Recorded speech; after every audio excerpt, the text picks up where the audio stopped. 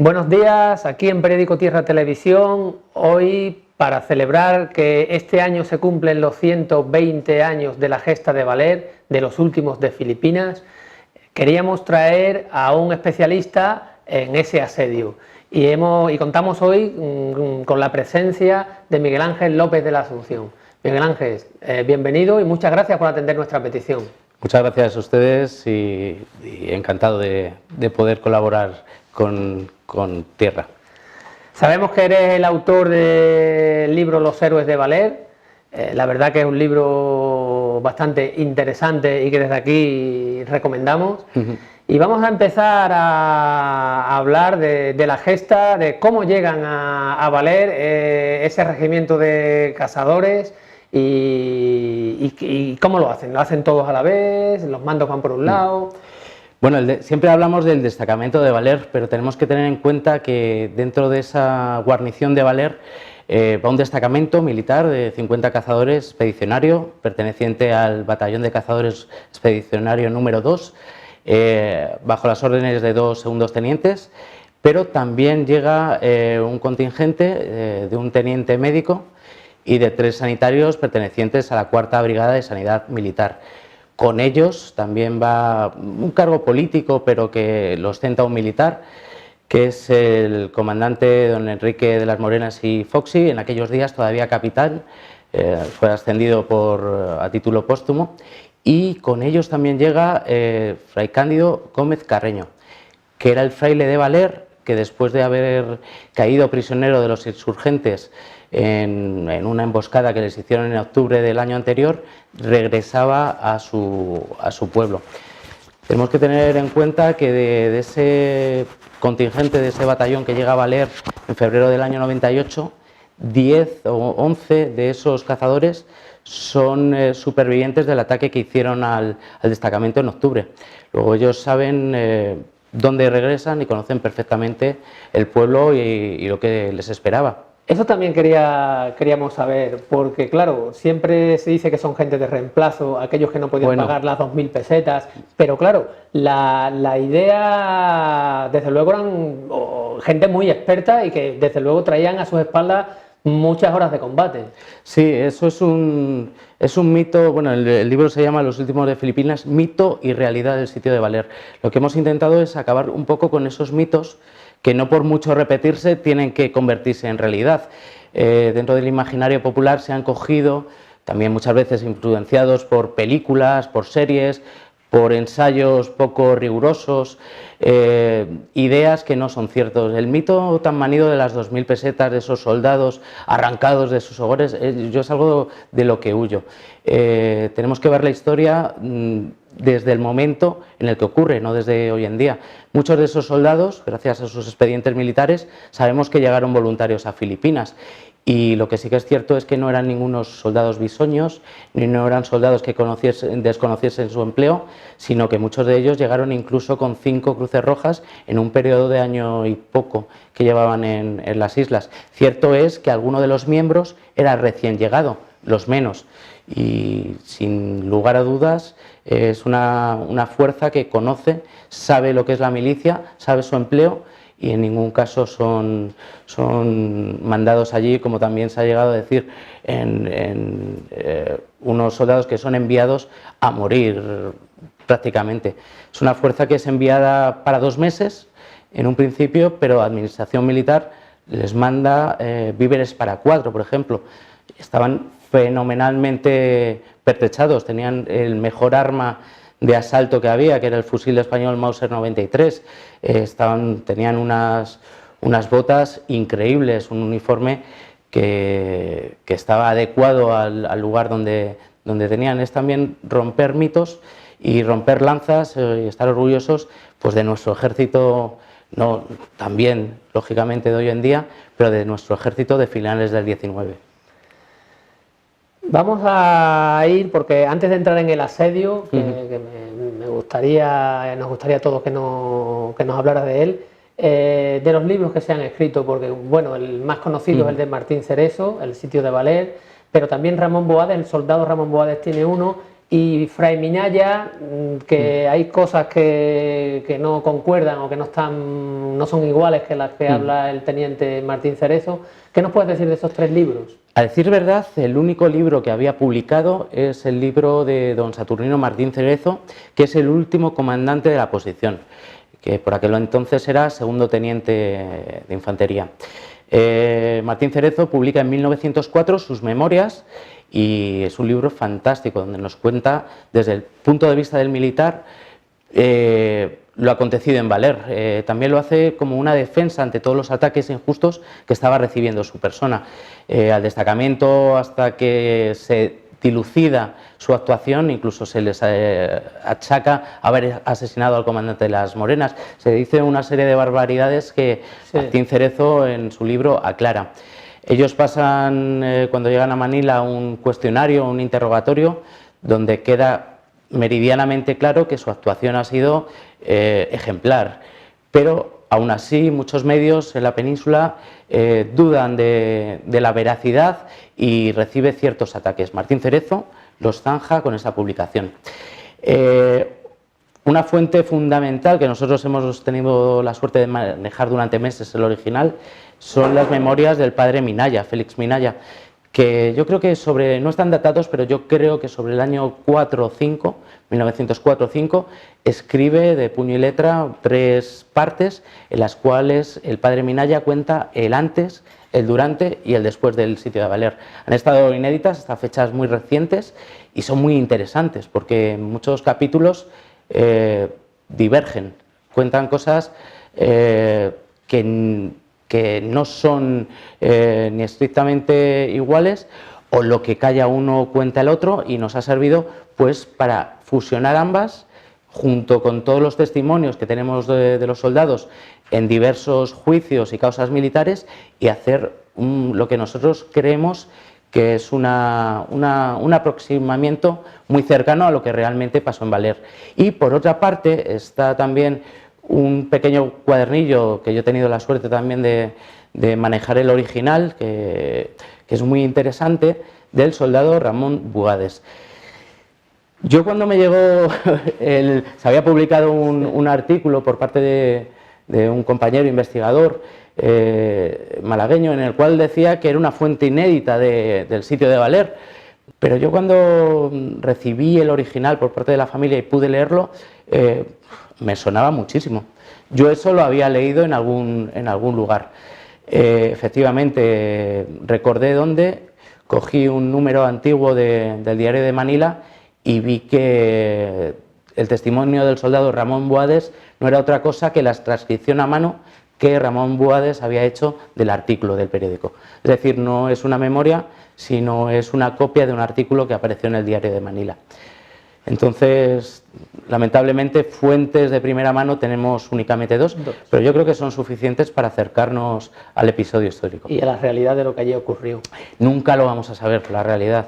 Quiero decir, también decimos en el libro algo que nos quedó muy poético, pero que es cierto, los silencios también son parte de la música. Hay muchos momentos del asedio en los cuales no sabemos lo que realmente pasó, pero no lo sabemos porque los propios protagonistas no han querido que lo sepamos o no le han dado una importancia relevante. También nosotros utilizamos esos silencios no para elucubrar por qué están esos silencios, únicamente para hacer constancia de que hay partes en las cuales todavía nos queda campo de investigación. De acuerdo, pues ahora vamos a entrar en la iglesia. Vamos directamente al asedio. ¿Cómo se produce esa entrada en la iglesia? ¿Cómo decide Enrique de las Morenas entrar ahí? ¿Por qué? Siempre han dicho que fue una genialidad del destacamento de Valer refugiarse en la iglesia. Vamos a romper otro mito. Estaba dentro del reglamento, de las recomendaciones que desde Manila se les daba a los destacamentos. Estamos hablando de poblaciones donde no había edificios de mampostería. El único edificio fuerte hecho de mampostería en muchas ocasiones era la iglesia, y era recomendado a los destacamentos, en caso de que la defensa fuera mal dada, refugiarse en la iglesia. Ya otros destacamentos en la insurgencia en 1896-97 habían utilizado precisamente esas iglesias y conventos. Estoy recordando el sitio de Tallabas, donde los contingentes se refugiaban pues en la posición donde ellos creían que iba a ser más difícil la toma y más beneficiosa para el destacamento su protección. El día 30 de junio, ellos a partir del día 27 se dan cuenta que la población ha desaparecido. Ellos llegan en un periodo de paz. Hasta el día que la población desaparece, saben, por informaciones que han llegado de Manila, que estamos en guerra con los Estados Unidos, pero no saben hasta qué punto ha vuelto a renacer la insurgencia.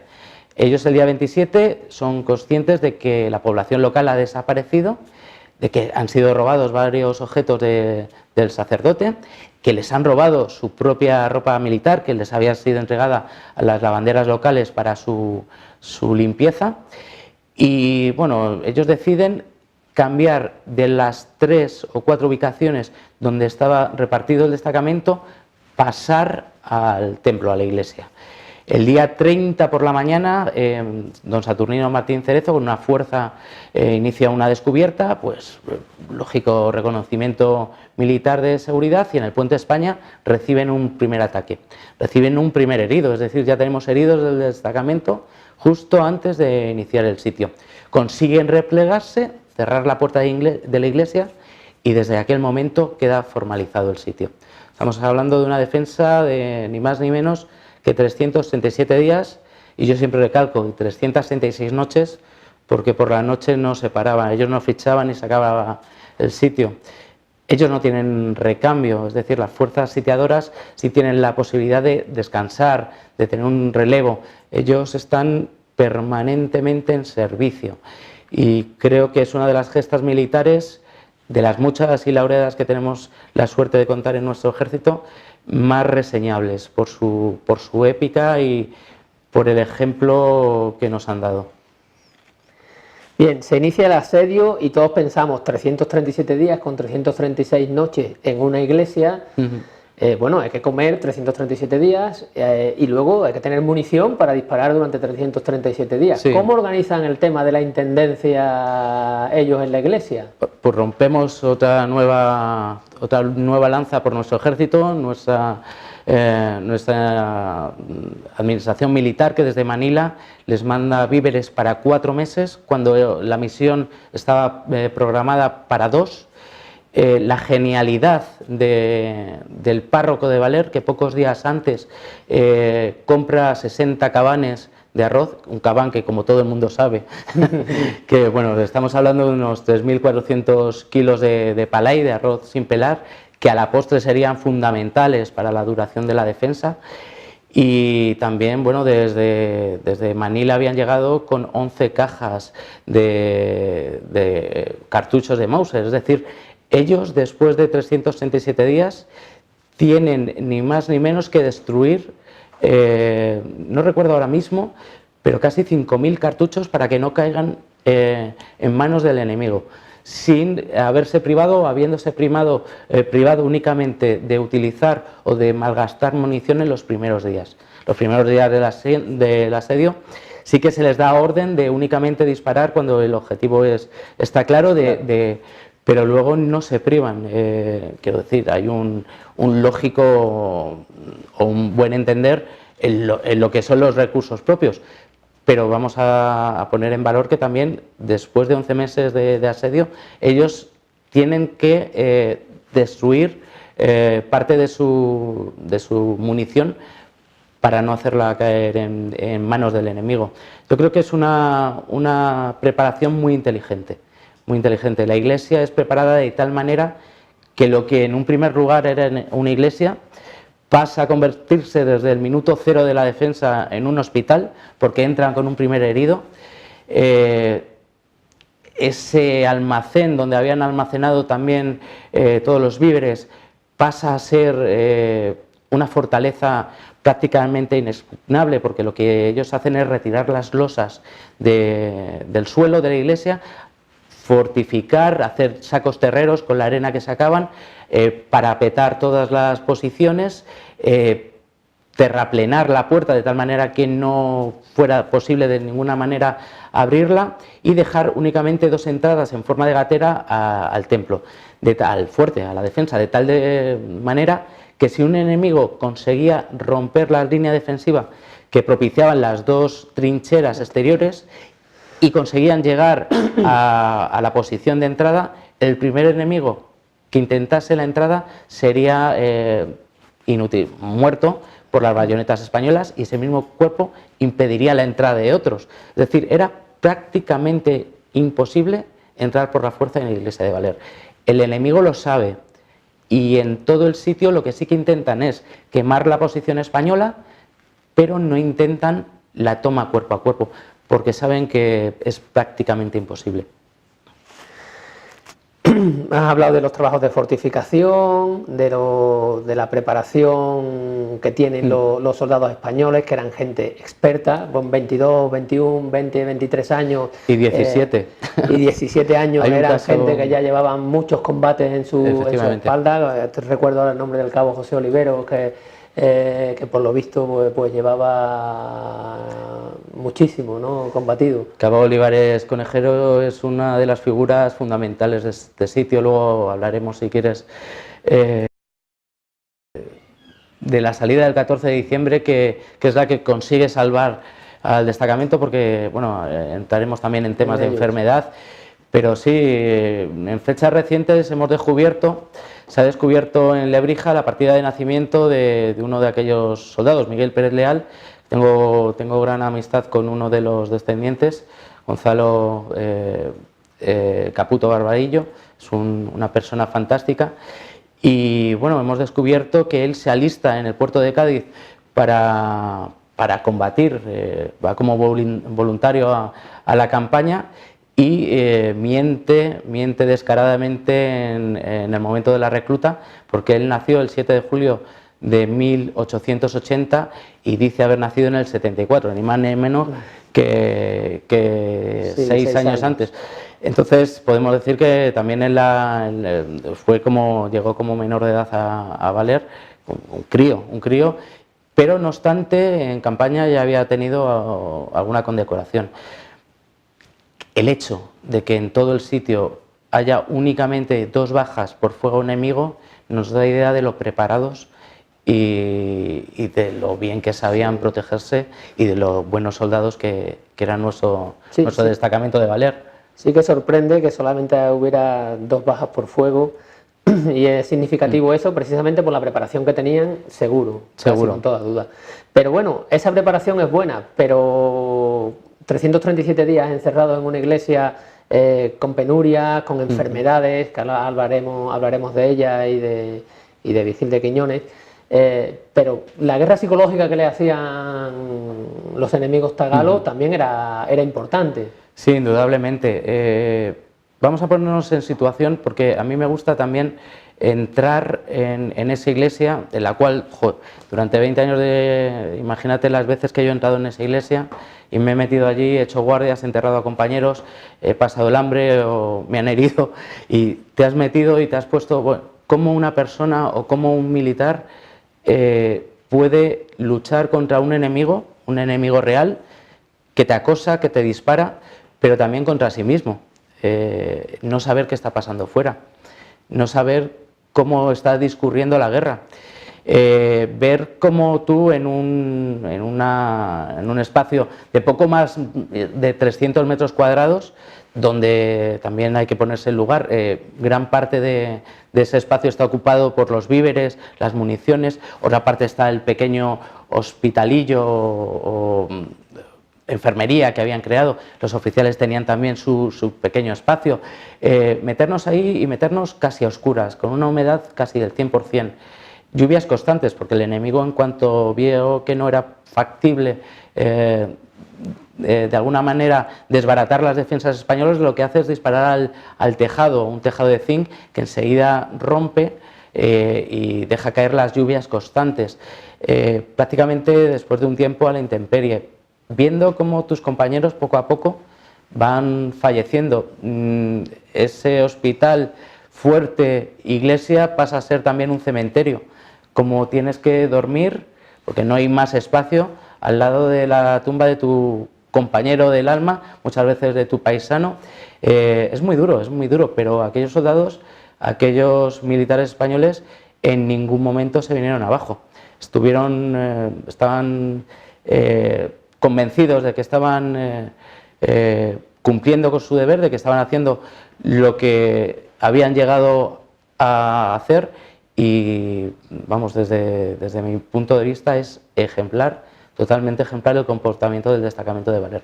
De todas las acciones militares que se dieron allí, porque desde la preparación, la formación, la fortificación, ¿cuál crees tú que de los combates que se dieron allí, qué día fue, o las salidas que tuvieron que hacer por motivos tanto de seguridad como para buscar alimento, cuando la enfermedad del beriberi ya prácticamente se hace con toda la fuerza de Valer? Hay varios hechos de heroísmo, tanto individuales como colectivos. Hay varias salidas, porque la fuerza enemiga acosaba, hostigaba a los españoles desde pequeños bajai. Los bajai son las casas que están hechas con nipa, con paja, con madera, de muy curiosa construcción. Primero se hace el tejado, luego se hace lo que es el cuerpo y posteriormente se coloca ese tejado. Incluso en caso de necesidad se puede desmontar y mover. Es una construcción muy curiosa, pero no es una construcción muy fuerte. Ellos se subían a aquellos tejados o desde dentro se parapetaban de tal manera que hostigaban sin poner en mucho riesgo su vida al destacamento español. Hay varias salidas, estoy recordando una del soldado Gregorio Catalán Valero, de Osa de la Vega, de Cuenca, incluso uno de los desertores, que después será desertor, realiza también el soldado Alcaide de Bayona, o incluso Chamizo, el soldado malagueño del Valle de Abdalajís, Juan Chamizo Lucas. Lucas es el nombre por el que le conocemos, sí. Nosotros en el libro apuntamos que es García.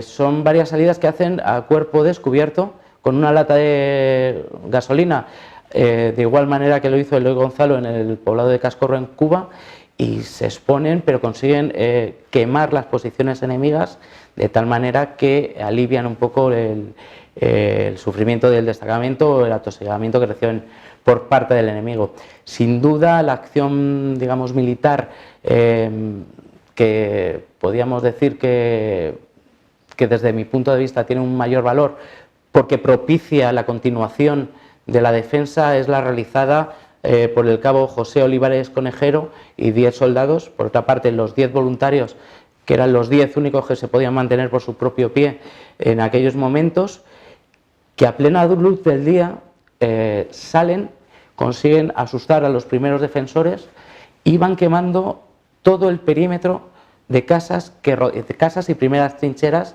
filipinas, desde las cuales era muy fácil impedir que el propio destacamento abriese las puertas de la iglesia.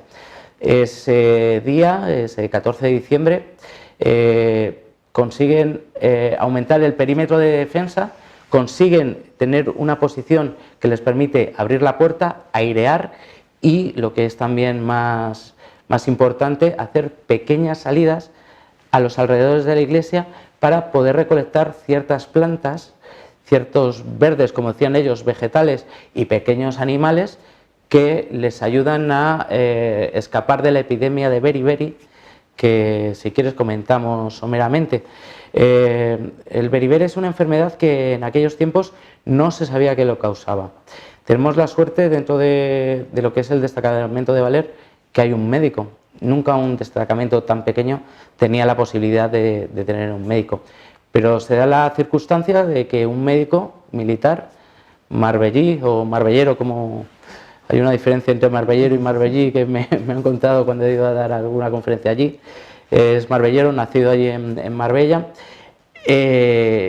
don Rogelio Vigil de Quiñones y Alfaro, él adivina de alguna manera, o adivinar no es la palabra, llega a la conclusión de que el beriberi es provocado por falta de algún tipo de vitamina, que no se sabía lo que eran las vitaminas por aquel entonces. Él achaca el beriberi, que no es otra cosa que la ausencia de vitamina B1 de tiamina, que vamos a hablar coloquialmente, que es como el combustible que nuestro cuerpo necesita para convertir lo que nosotros comemos en movimiento, en energía. Entonces, tanto él como el teniente Martín Cerezo, a escondidas de los soldados porque les daba mucha vergüenza, salían por la noche a hablar a la trinchera y cogían esa hierba que estaba rodeando la trinchera y la consumían. Ellos vieron que mientras que el resto de la guarnición iban cayendo, ellos tardaron un poco más en adquirir la enfermedad. Cuando el enemigo se cerciora de que ellos salen, lo impiden, y es cuando el médico cae enfermo de beriberi. Dentro de sus conocimientos médicos y sus conocimientos de botánica, porque era un experto en botánica, él dilucida o llega a la conclusión de que si el destacamento es capaz de conseguir alimentación vegetal, sin lugar a dudas, la enfermedad de beriberi se terminaría.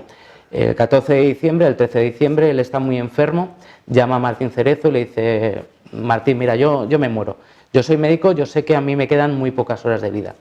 Si vosotros conseguís romper el cerco y traer algo verde, algún vegetal, si no yo, porque a mí ya te digo que estoy en un estado final, nuestros compañeros puedan salvarse. Y es por eso que ese 14 de diciembre el cabo Olivares consigue esa machada, esa heroicidad, y permite pues alargar el sitio nada más y nada menos que desde diciembre hasta el 2 de junio que culmina. Sí, porque el beriberi se hizo con ellos, y es que llegaban al cuerpo de guardia, iban en parihuela, lo sentaban allí, y ahí estaban haciendo la guardia en su trinchera sin poder levantarse. Es una enfermedad horrorosa. Hay varios tipos de beriberi seco, húmedo, cada persona también lo desarrolla de una manera, pero los síntomas primeros son una hinchazón. Imagínate tú, una hinchazón que por otra parte curiosamente se desarrolla a última hora del día y por la mañana. Imagínate ese toque de diana cuando ellos se levantaban y lo primero que hacías lógicamente era palparte, porque sabías que en el momento que desarrollases primeros síntomas tu esperanza de vida se reducía a 2 o 3 semanas.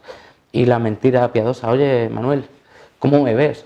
Macho, que no, estás perfectamente bien. Y ellos lo sabían, y como con este carácter nuestro, ellos se lo tomaban incluso a broma. Hacían sus listas de expediciones al otro mundo, donde hacían sus porras o competiciones para adivinar quién iba a ser el siguiente, oye, súbame 2 puestos que me voy yo. Y nosotros tenemos cartas cruzadas entre soldados y testimonios. Incluso el padre Minaya también habla de ello, hablando como los soldados que sabían que les quedaban pocas horas de vida llamaban a su compañero del alma y le decían: toma 5 pesos, quiero que me entierres tú. Es dramático, pero yo creo que todo aquel que se acerca al sitio de Valer y conozca estos detalles apreciará todavía más el sacrificio de nuestros héroes de Valer. Seguro que sí. Y luego vamos a entrar por supuesto, la figura de Vigil de Quiñones fue allí fundamental. Y no solamente como médico, sino también como persona, dando aliento y por supuesto dando la solución a un problema que se los hubiera comido a todos pues muchísimo antes, ¿no? Pero ya vamos a ir con la figura de Martín Cerezo. Y la de todos, ¿no? Cuando claro, llegan los parlamentarios, porque llegan hasta 5 parlamentarios, creo, y no hay manera de que alguien los convenza de que no los están engañando. Yo soy un defensor acérrimo de la figura de Saturnino Martín Cerezo. Don Saturnino Martín Cerezo, sobre todo en los últimos años, ha recibido unos ataques no fundamentados e injustos sobre su actuación en el sitio de Valer. Series, alguna novela que, madre mía, incluso le pone de consumidor habitual de opio y se apoya en esa idea para decir que cuando el opio no llegó en la vida a Valer, ellos no conocían el opio salvo en lugares muy restringidos regentados por chinos en la propia capital.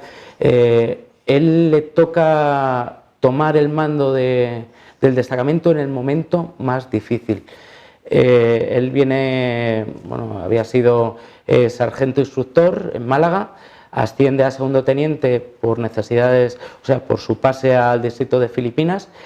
No recibe una formación como oficial, pero aún así sabe tomar el mando de una manera lo suficientemente férrea como lo tiene que hacer en esas circunstancias, pero ganándose la confianza y el respeto y la fidelidad de sus hombres. Toma las decisiones pensando en lo mejor para la continuidad de la defensa. Es valiente, no tiene el apoyo de otro oficial que el teniente médico. Digamos que en él recae todo el peso y aún así consigue llevar a sus hombres hasta Manila y posteriormente hasta la península. Saturnino Martín Cerezo se le ha atacado últimamente por muchos motivos, por haber fusilado a dos de los... Sí, ese era un tema que yo quería entrar, porque el tema de fusilamiento con el texto de Fray Minaya, pues no, Fray Minaya no está muy de acuerdo cómo se hace o cómo ocurre eso. Todo es saber los motivos y leerse la causa que abren en Madrid, intentando dilucidar qué pasó en el fusilamiento de los soldados, del soldado Menache y del sargento interino González Toca. Ahí queda meridianamente claro que él, cuando estos dos individuos junto con Alcaide intentan la deserción, que por otra parte el resto de desertores que habían abandonado la posición española incluso antes de comenzar el asedio, toman parte dentro de los ataques, no eran desertores que se fueran, desertaran y hubieran abandonado, sino que toman parte de los ataques frente a sus compañeros.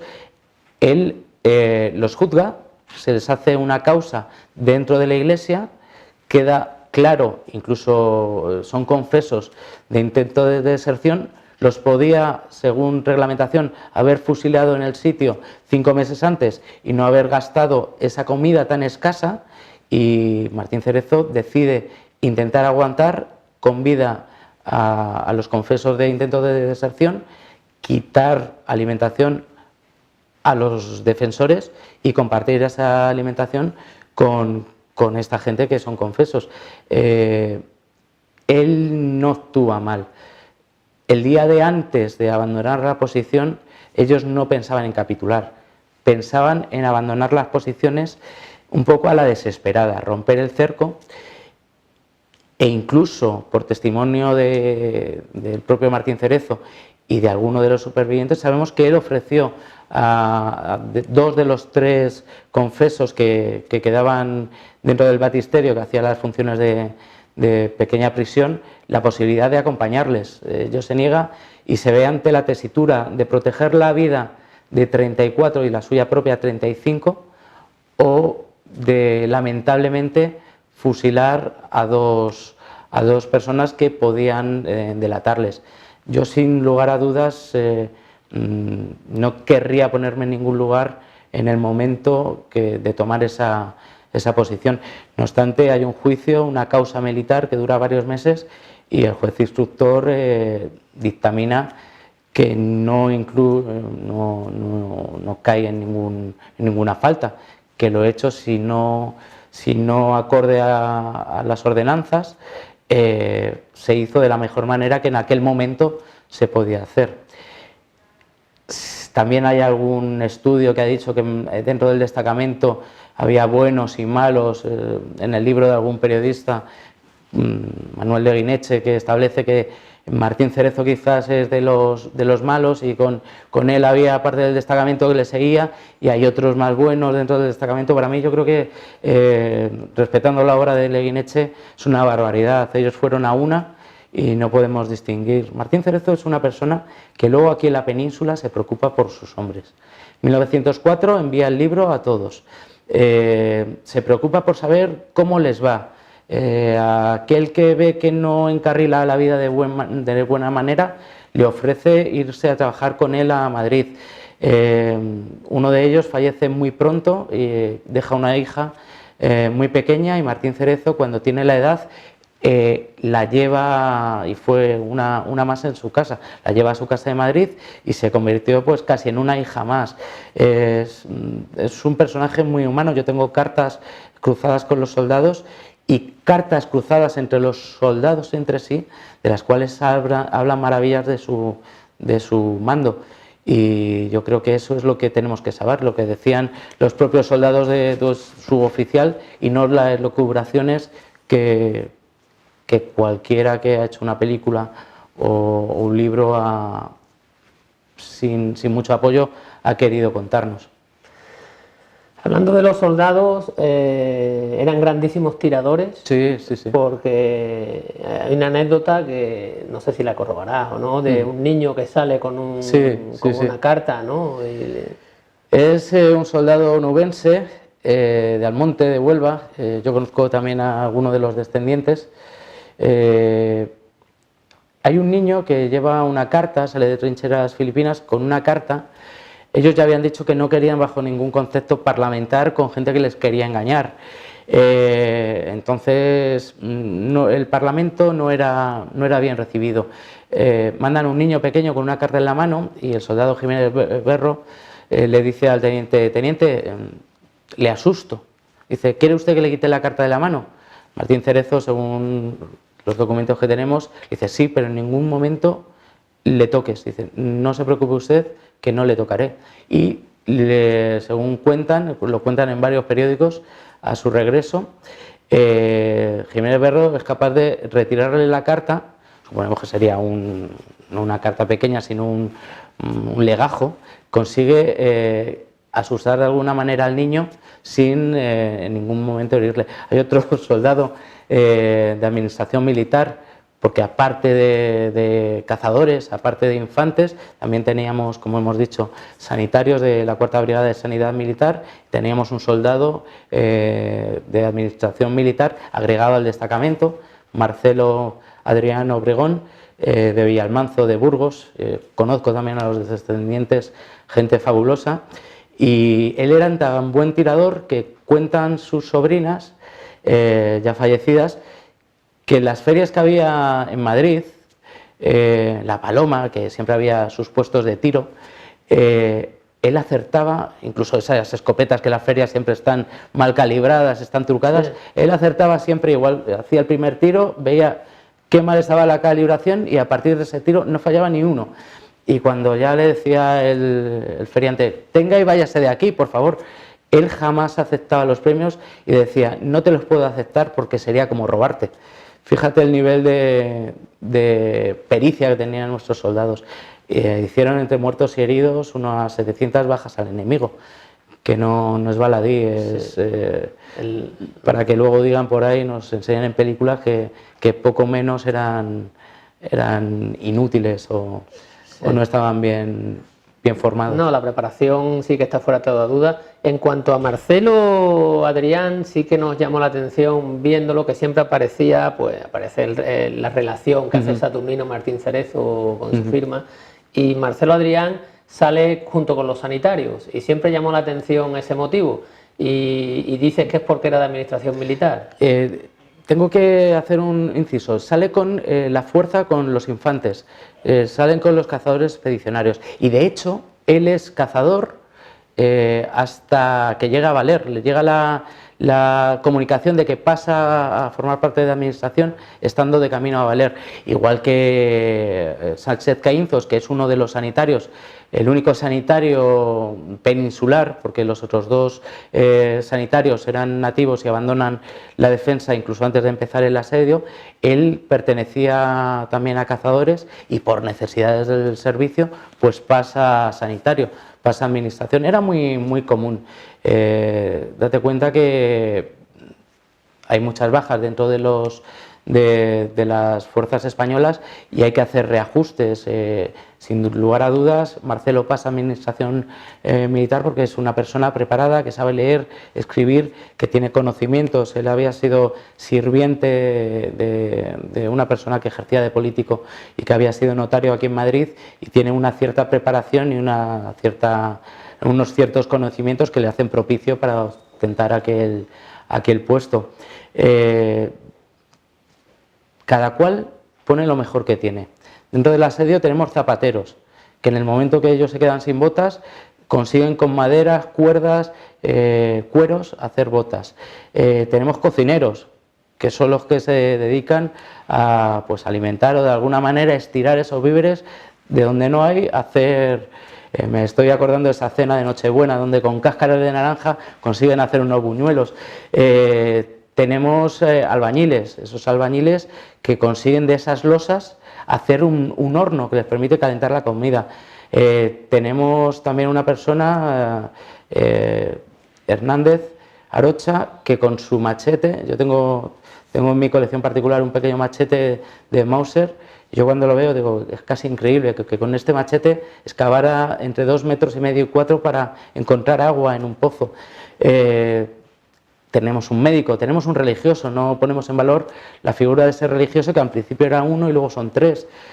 Yo no he entrado nunca en combate, pero yo supongo que si yo entrara en combate me tendría cierto descanso, cierta seguridad si sé que si me van mal dadas tengo un médico que me puede ayudar, pero si me van muy mal dadas y tengo una fe, que tengo un sacerdote o tengo un fraile que me va a preparar.